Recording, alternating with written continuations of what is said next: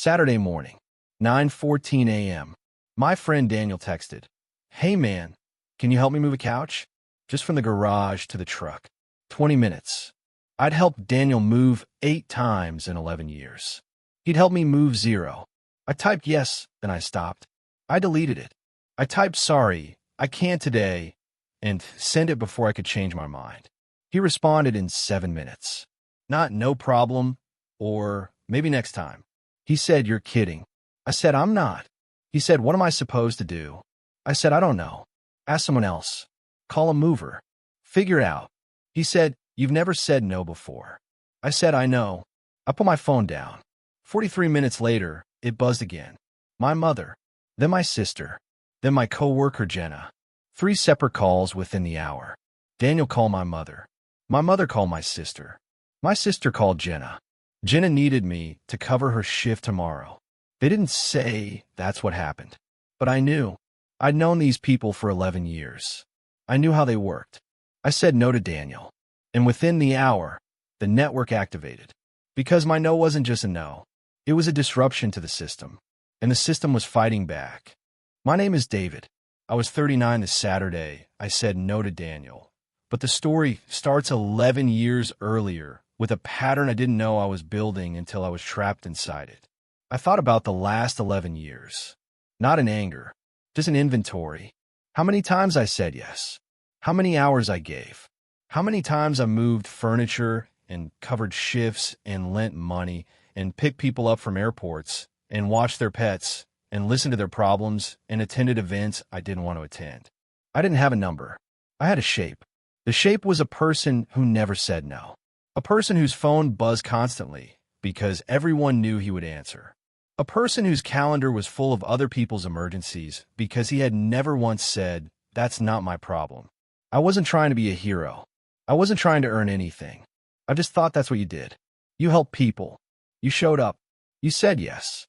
That's how you were a good friend, a good son, a good coworker. That's how you were loved. Or so I believed. I didn't know I was building a prison. I thought I was building a life full of people who needed me. And needing felt like loving, or close enough. I didn't know the difference. I wouldn't learn the difference until the Saturday I said no and the network activated. My therapist, yes, I had a therapist. Even people who say yes eventually crack. Asked me once, "What do you think would happen if you said no to someone who's used to you saying yes?" I said they'd be disappointed. She said, "And then what?" I said, "I don't know. I've never done it." She said, "Maybe you should find out." That was 3 months ago. I was about to find out. I didn't know that the disappointment would spread, that it would travel through phone lines and text messages and the invisible network of people who had built their convenience on my availability. I didn't know that my single no would be treated not as a boundary, but as a betrayal, a malfunction, a thing that needed to be corrected by the people who depended on my yes. My therapist said one more thing. The people who stay after you start saying no, those are the ones who were saying yes to you, not to what you could do for them. I didn't believe her then. I thought everyone who loved me would stay. I was about to learn that some of them were not staying. They were just using. And the difference would become clear within the hour, because the calls were already starting. My mother, my sister, Jenna, the network was activating. And I was sitting on my couch, watching my phone buzz, realizing that 11 years of yes had not bought me love. It had bought me a job, and I had just quit, without notice, without severance, without a backup plan. And the people who depended on my labor were not happy. They were not concerned. They were not asking if I was okay. They were asking what I was supposed to do. That was the question, not "Are you okay?" What am I supposed to do? As if my purpose was to solve their problems. As if my no was not a choice, but a failure. As if I had broken something that belonged to them. I sat there. The phone buzzed. I didn't answer. I just watched. And I learned. 11 years of yes had trained them to expect. And my first no was training them to ask. I didn't know if I had the strength to keep training them. But I knew I couldn't go back to the way things were. The yes factory was closed. I didn't know if it would ever reopen. I wasn't sure I wanted it to. Daniel didn't let it go. He called me at 10:30 a.m. I didn't answer. He texted, Seriously, I really need the help. I wrote back, I understand. I still can't. He wrote, this isn't like you. I wrote, maybe it should be. He showed up at my apartment at 11:15 a.m. Unannounced. He was holding his phone. He said, I called your mom.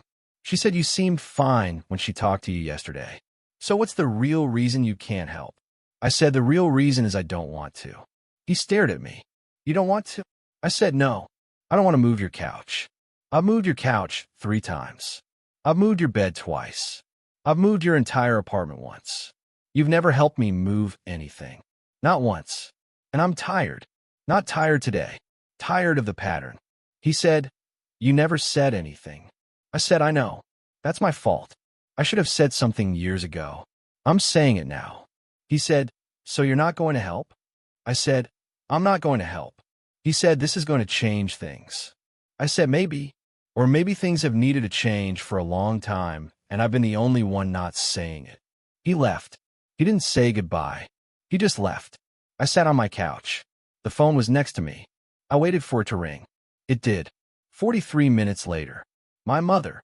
That was when I knew. Daniel had called her. Not to check on me. To activate the network. To find someone who could make me say yes. Because he didn't believe that my no was real. He thought it was a problem that could be solved by applying the right pressure from the right person. He was wrong, but he didn't know that yet.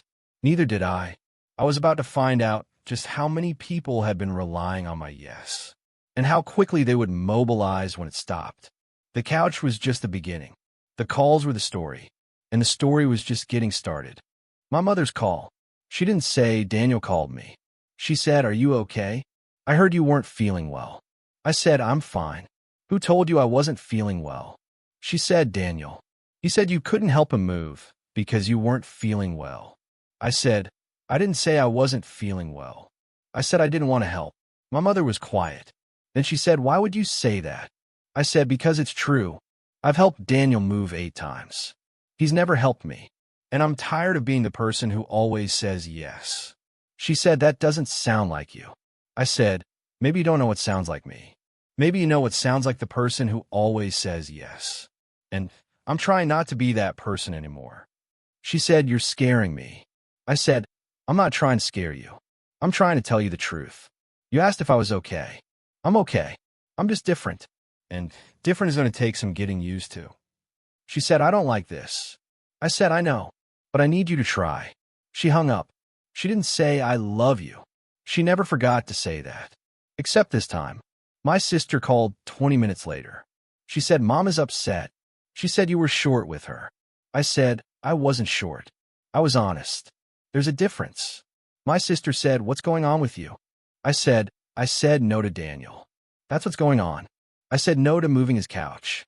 And apparently that a 5-alarm fire that requires calling Mom, who calls you, who I'm guessing is about to ask me for something.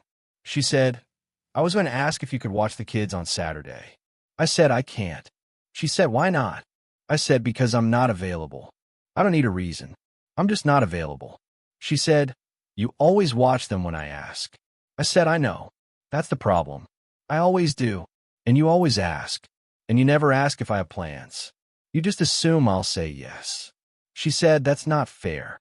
I said, it's not fair that I've been the default babysitter for 7 years, and you've never once offered to pay me or even asked if it was okay. You just assumed, because I always said yes. And now I'm saying no, and you're upset. But you're not upset because I can't watch them. You're upset because I broke the pattern. She said, you're being dramatic. I said, maybe, but I'm also being honest. And honesty is going to feel dramatic when you're used to me being silent. She hung up. She didn't ask again about Saturday. She found someone else. That was fine. That was what she should have been doing all along. Jenna called at 10:47 a.m. She said, hey, I need you to cover my shift tomorrow. Family thing. I said I can't. She said, you always cover for me. I said, I know. I can't today. She said, why not? I said, I don't need a reason. I'm just not available. She said, this is really short notice. I said, I know. That's why you should have asked someone else first. But you didn't, because you knew I'd say yes. Except this time I didn't. She said, you're being difficult. I said, I'm not being difficult. I'm being unavailable. Those are different things. She hung up. That was 3 people. Within the hour. Daniel. My mother. My sister. Jenna. 4. For people who felt entitled to my time. Not my love. Not my attention. My time. Because that's what I had been giving them. Not love. Availability. And they had confused the two. I realized something sitting there on my couch. Not one of them had asked if I was okay. Not, is something wrong? Not, are you going through something? Just, this isn't like you, and why not? And you're being difficult. Their concern wasn't for me. Their concern was for the disruption. The machine had stopped working. They were checking the engine, not the driver. I was the driver. I was tired. I was lonely. I was surrounded by people who needed me and no one who saw me. And they didn't ask. They never asked, because asking would have required them to see me as someone who might not be okay, and that would have required them to offer something back. And they didn't know how. They had never learned, because I had never asked. I had never needed. I had just given, and given, and given, until I had nothing left. And now I was saying no, and the network was activating, and I was learning who they really were. Not in their words, in their questions, or rather, in the questions they didn't ask. 11:30 a.m. A text from my neighbor. Hey, can you grab my mail while I'm out of town? I'd done this 14 times in 3 years. She'd never once offered to grab mine. I wrote back, I can't this time. Sorry. She wrote, oh, okay. That was it. No drama. No 5-alarm fire. Just oh, okay. I almost cried. Not because she was kind, because her simple acknowledgement that my no was allowed was the first one I'd received all day. 12:15 p.m. A call from my father. He said, your mother told me you're going through something. I said, I'm not going through something. I said no to Daniel. That's all. He said, she said you were short with her. I said I was honest. She's not used to it. He was quiet. Then he said, she's not the only one. I said, I know. But I can't keep being the person who says yes to everything. It's exhausting, and no one notices. They just notice when I stop. He said, I notice. I said, you've never asked me for anything. He said, I know. That's why I notice. I'm not asking. I'm just listening. I said, thank you. He said, for what? I said, for not asking me for anything. For just listening. For being the one person today who didn't call because they needed something. He said, I called because your mother was upset, but I'm staying on the phone because you sound like you need someone to hear you. I said, I do. He said, then I'm listening. I told him about Daniel, about my sister, about Jenna, about the neighbor who said, oh, okay. He listened. He didn't interrupt. When I was done, he said, sounds like you're learning who your real friends are. I said, it feels like I'm learning who never were. He said, that's the same thing. He was right. It was 2 p.m. The phone stopped ringing. The silence was loud, but it wasn't the same silence as before. Before, the silence was the absence of requests. Now it was the absence of people who thought they owned my time. Some of them would call back. Some of them wouldn't. I was learning to tell the difference. The neighbor who said, oh, okay, she would probably ask again someday. But she had accepted my no. That was something. My father had listened. That was everything. The others, Daniel, my sister, Jenna, they had reacted like I had broken a contract. Because to them, I had. I just hadn't known I signed it. 11 years of yes. That was the contract. And I had just torn it up. The phone was quiet now. I sat with the quiet. It was uncomfortable, but it was mine. I didn't have to fill it with other people's needs. I could just sit and breathe and be. That was the gift of saying no, not the freedom from requests. The freedom to be still. I was still learning how to be still. But I was learning. That was enough for today. One no at a time. One breath at a time. One moment of silence that wasn't lonely. Just quiet. Just mine. Just enough. Sunday morning. My phone buzzed. Marcus. I almost didn't answer. I was tired of phones. But I did. He said, hey, just checking in. Heard you had a rough day yesterday. I said, who told you? He said, your dad. I ran into him at the hardware store. He said you were going through something. He didn't say what. Just said you might need a friend. I told Marcus about Daniel, about the calls, about the neighbor who said, "Oh, okay." He listened. Then he said, "So the guy who called his mom because you wouldn't move his couch, that's your friend?" I said, "I thought he was." He said, "Did he ever ask how you were doing?" "Before yesterday." I thought about it. "No, not really. He just asked for things." Marcus said, "That's not a friend. That's a customer." I said, "I've been doing this for 11 years. Saying yes, being reliable, thinking that was the same as being loved." Marcus said, "What do you think now?" I said, "I think being reliable is what you do for coworkers. Being loved is different. Being loved means someone shows up even when you can't do anything for them." He said, "Like your dad." I said, "Like my dad." He said, "Like me?" I said, "You called to check on me. You didn't ask for anything." He said, "I'm not going to. I don't need anything from you. I just like talking to you." I said, "That's new." He said, "That's supposed to be normal. You've just been trained to expect something else." I hung up. I sat with that. He was right. I had been trained. By myself. By 11 years of saying yes. By teaching people that my time was theirs. That wasn't their fault entirely. I built the machine. They just used it. Now I was turning it off. Some of them were angry. Some were confused. Some, like Marcus, like my father, were just present. That was the difference. That was the whole thing. I called my mother. She didn't answer. I left a voicemail. "I'm sorry I was short with you. I'm not sorry for saying no to Daniel. But I'm sorry for how I said it to you. You didn't deserve that. I love you. I'll call again later." She called back in 10 minutes. She said, "I'm not angry. I was worried. Daniel made it sound like you were having a breakdown." I said, "I'm not having a breakdown. I'm having a breakthrough. They sound the same from the outside." She said, "What's the difference?" I said, "A breakdown is when everything falls apart. A breakthrough is when you finally let the wrong things fall apart so the right things can stay." She was quiet. Then she said, "I don't fully understand, but I'm trying." I said, "That's all I'm asking for." She said, "Daniel called me again this morning. He said you were being unreasonable." I said, "What did you tell him?" She said, "I told him I didn't want to be in the middle." I said, "That's not an answer." She said, "It's the only one I have. He's your friend. You have to figure it out with him." I said, "He's not my friend. He's someone who thought I was his employee. And I just quit." She didn't argue. That was progress. Not neutrality. Not taking sides. Just progress. She was trying. That was more than Daniel had done. That was more than my sister had done. That was more than Jenna had done. My mother was trying. Marcus had showed up.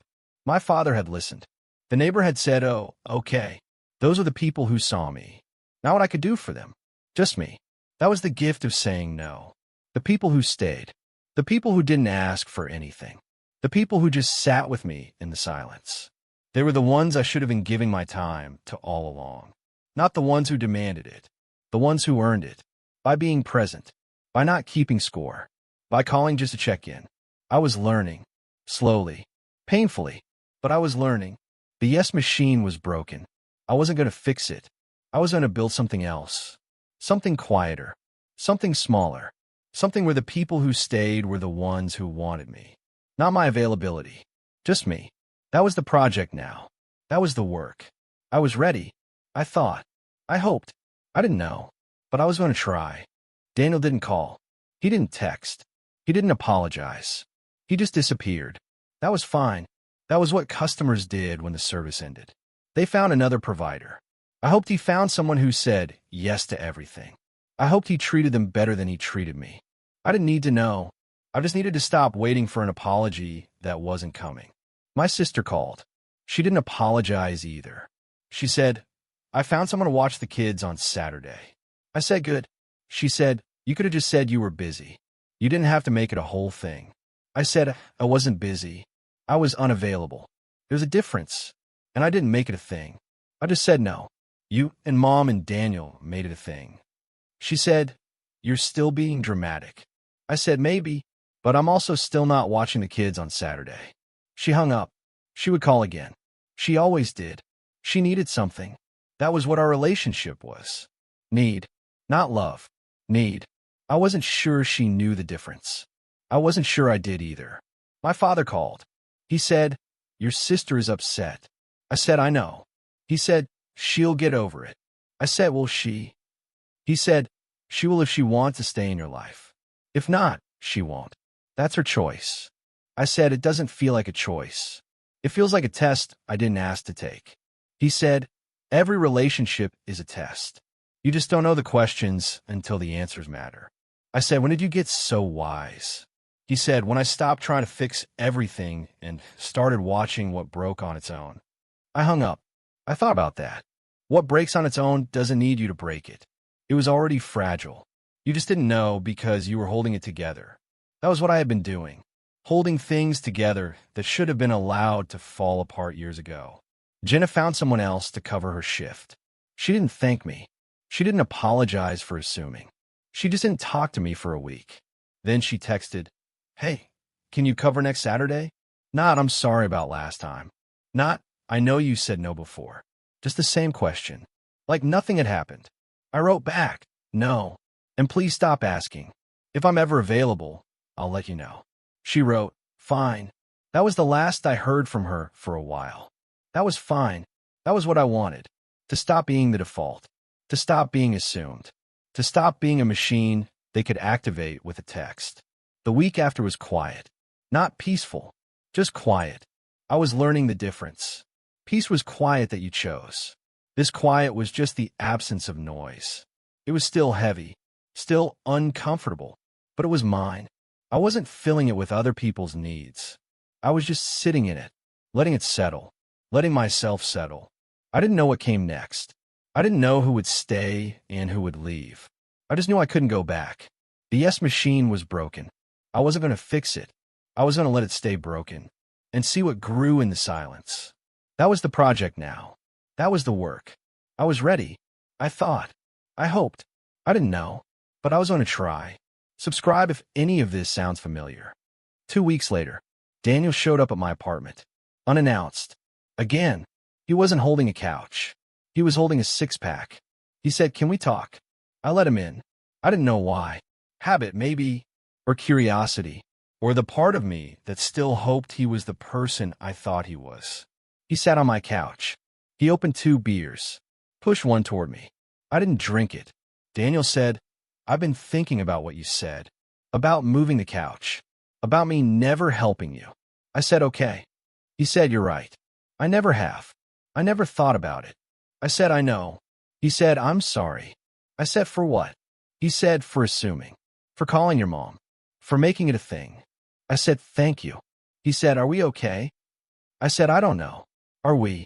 He said, I want to be. I said, I want to be too, but I don't know if we can be what we were. Because what we were was me saying yes and you asking. That's not a friendship. That's a transaction. He said, what do you want? I said, I want you to ask how I'm doing before you ask for something. I want you to offer to help me before I have to ask. I want you to see me as a person, not a resource. He said, I can try. I said, trying is different from doing. I'm tired of people trying. I need people doing. He was quiet. He drank his beer. I didn't drink mine. After a while, he said I should go. I said, okay. He stood up. He said, I'll call you. I said, okay. He left. He didn't call for 3 weeks. Then he did. He asked how I was doing. Nothing else. Just how are you? That was a start. It wasn't enough, but it was a start. I didn't know if Daniel would change. I didn't know if any of them would, but I knew I had changed. I knew I wouldn't go back to being the person who said yes to everything, because that person wasn't generous. That person was scared. Scared of being disliked. Scared of being unneeded. Scared that if I stopped saying yes, I'd find out that no one wanted me for anything else. And I did find out. Some of them didn't want me for anything else. Daniel might. My mother might. My sister might not. I didn't know yet, but I wasn't scared anymore. I was just watching, letting the phone ring, letting the silence settle, learning who stayed. The fear didn't disappear. It just became something else. Clarity. The ability to see who was actually there. Not who I hoped was there. Not who I'd trained to need me. Just who showed up when there was nothing to gain. That was the gift of saying no. Not the freedom from requests. The freedom to see. And what I saw was not always pretty. But it was real. And real was better than the story I had been telling myself. The story where I was loved because I was useful. That story was a lie. I was the one who told it. I was the one who believed it. And I was the one who had to stop. I was stopping. Slowly. Painfully. But I was stopping. Daniel left the six-pack. I put it in the fridge. I didn't drink it that night. Maybe tomorrow. Maybe not. The beer would keep. The silence would keep. I would keep. That was the point. I was still here. Still breathing. Still learning. The yes machine was broken. I wasn't going to fix it. I was going to build something else. Something quieter. Something smaller. Something real. I didn't know what that looked like yet. But I was going to find out. One no at a time. One yes at a time. One phone call at a time. Daniel would call again. Or he wouldn't. Either way, I would answer. Or I wouldn't. That was the new rule. I got to choose. Every time. Not because I was being difficult. Because I was being honest. And honesty was the thing I had been avoiding for 11 years. I was done avoiding. I was ready to be seen. Not as the person who said yes. As the person who said what he meant. That was the project now. That was the work. I was ready. I thought. I hoped. I didn't know. But I was going to try. Marcus and I got coffee. He didn't ask for anything. We just talked. About work. About the gym. About nothing. At the end, he said, "Thanks for hanging out." I said, "Thanks for asking." He said, "I'll ask again next week." I said, "I might say no." He said, "That's fine. I'll ask anyway." That was the difference. He would ask even if I might say no. Because he wasn't asking for service. He was asking for my company. And company could be refused without the relationship ending. My father called. He didn't need anything. He just talked. About the garden. About the neighbor's dog. About a book he was reading. At the end, he said, "You sound better." I said, "I am better." He said, "What changed?" I said, "I stopped being the person who says yes to everything. And I found out who stayed." He said, "Who stayed?"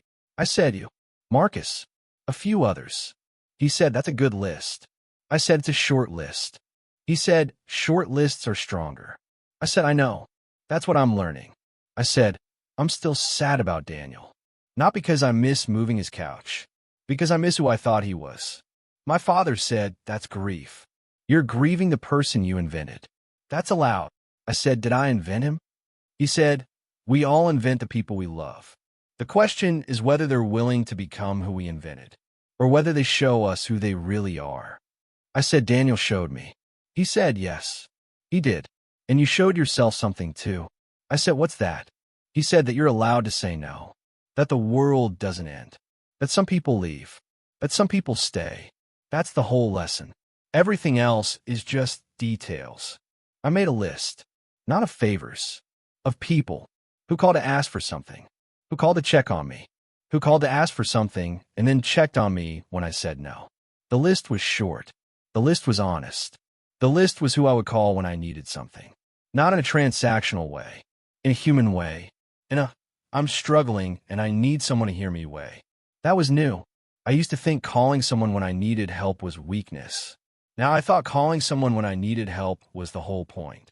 You just had to know who would answer. And who would answer not because they owed you, but because they loved you. That was the difference. That was what I learned in the hour after I said no. When the calls started. Not the calls asking if I was okay. The calls asking what was wrong with me. Those calls told me everything.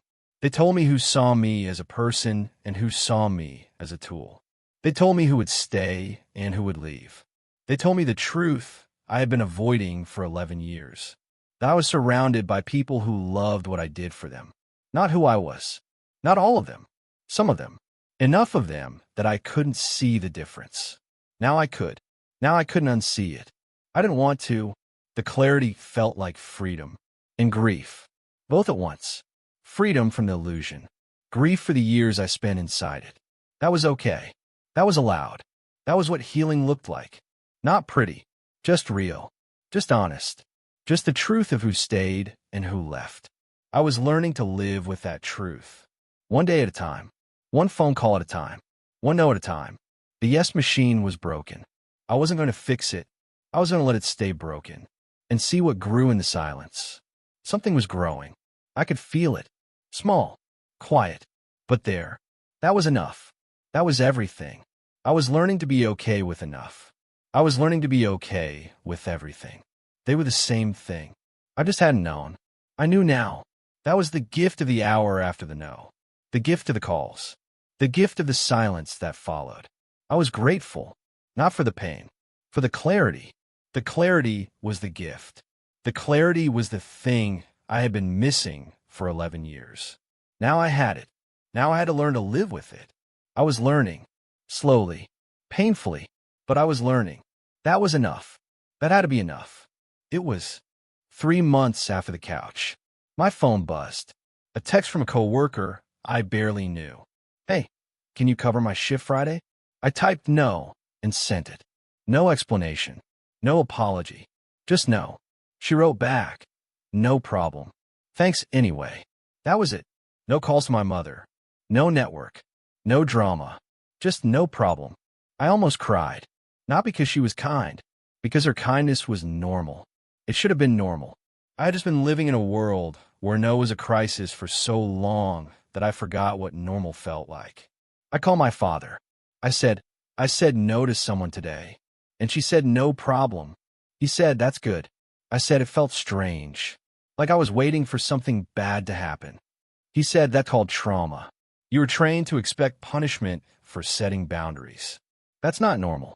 That's just what happened to you. It doesn't have to keep happening. I said, how do I make it stop? He said, you keep saying no. To people who deserve it. To people who don't. You keep saying no until no stops feeling like a weapon and starts feeling like a sentence. Just a sentence. Not a declaration of war. Not an ending. Just a word. I said, that's going to take a while. He said, you have time. You have the rest of your life to learn that no is allowed.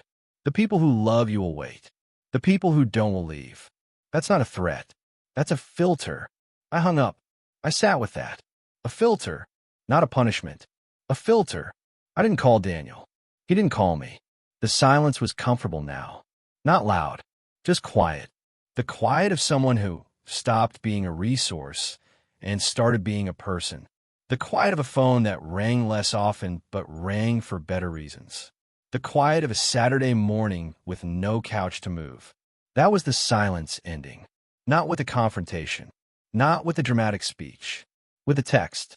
2 letters. 1 word. No. And a response that didn't require a network to process. No problem. That was what I had been missing. That was what I had been denied for 11 years. The simple dignity of a no that didn't need to be explained. The simple grace of a person who accepted it. The simple truth that my time was mine. Not theirs. Not the networks. Not the machines. Mine. I looked at my phone. It was 9:14 a.m. on a Saturday. 1 year ago, almost to the hour, Daniel had texted me about a couch. I said no. Everything changed. The calls started within the hour. They ended eventually. Some friendships ended. Some survived. Some were still finding out. That was the story. Not revenge. Not a happy ending. Just a person who finally stopped being afraid of the word no. And learned that the people who mattered didn't need you to be a machine. They just needed you to be you. And being you meant sometimes saying no. Without apology. Without explanation. Without fear. Just no. That was where the silence ended. With a word. 2 letters. The hardest word I had ever said. The most freeing one I had ever learned. I said it again to myself in my empty apartment. No. It sounded like a beginning. I'm over at where silence ends. When did you first say no to someone who only saw you as a yes? And what happened after? Tell me about it in the comments.